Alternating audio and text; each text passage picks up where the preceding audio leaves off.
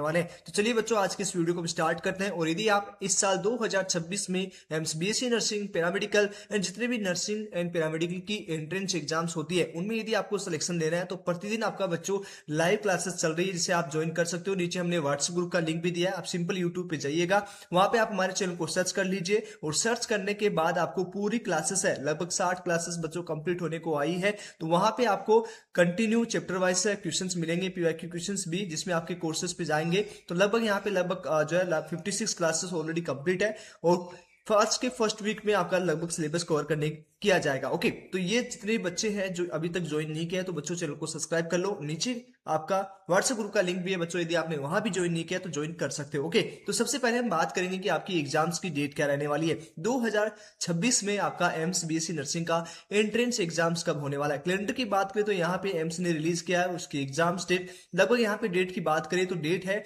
वो आपका स्क्रीन पे आपके बच्चों दिख रही होगी, जिसमें आपका बीएससी नर्सिंग 2026 की एंट्रेंस एग्जाम्स है वो लगभग बच्चों 27 जून को होने वाला है। और 4 तारीख को आपका रिजल्ट है आपकी ऑफिशियल वेबसाइट emsexam.ac.in पे जारी कर दिया जाएगा। तो ये आपकी एग्जाम्स डेट होगी। अब बात आती है कि आपका एप्लीकेशन फॉर्म है बच्चों कब तक आता है। तो लास्ट ईयर की बात करें तो लास्ट ईयर आपका जो एप्लीकेशन फॉर्म आया था लगभग ये आपको प्रोस्पेक्ट दिख रहा होगा स्क्रीन पे, आपको यहाँ पे आप देख सकते हो 2025 का ये प्रोस्पेक्ट है जिसमें आपका पूरी जो है 18 कॉलेजेस है जिसमें आप एडमिशन ले सकते हो, जिसमें कौन कौन सी कॉलेजेस आएंगी लगभग यहाँ पे स्क्रीन पे देख सकते हो। जो आपकी कॉलेजेस की बात करें तो उसमें आएगा आपका एम्स रायपुर आ गया, उसके बाद आपका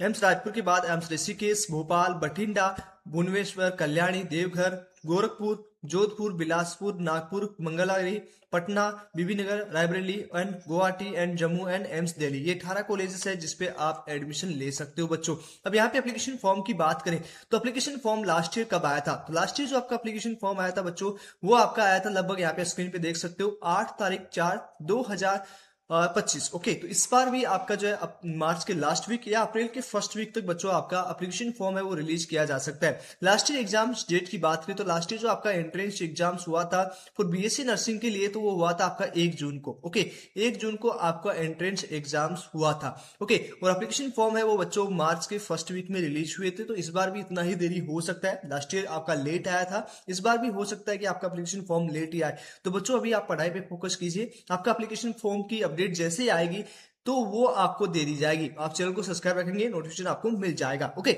अब यहाँ पे उसके साथ ही साथ 2 स्टेप्स में आपका जो है वो एप्लीकेशन फॉर्म कंप्लीट होता है, जिसमें आपका सबसे पहला स्टेप होता है बेसिक रजिस्ट्रेशन एंड सेकंड जो आपका स्टेप होता है वो होता है आपका फाइनल जो है आपका सबमिशन। ओके, तो 2 स्टेप्स में आपका कंप्लीट होता है, जिसमें बेसिक रजिस्ट्रेशन में आपको बेसिक इन्फॉर्मेशन देनी होती है। ओके, उसके बाद फाइनल रजिस्टर में आपको सिटी चॉइस, सेंटर चॉइस, उसके साथ ही साथ एप्लीकेशन फॉर्म फीस सबमिट करनी होती है।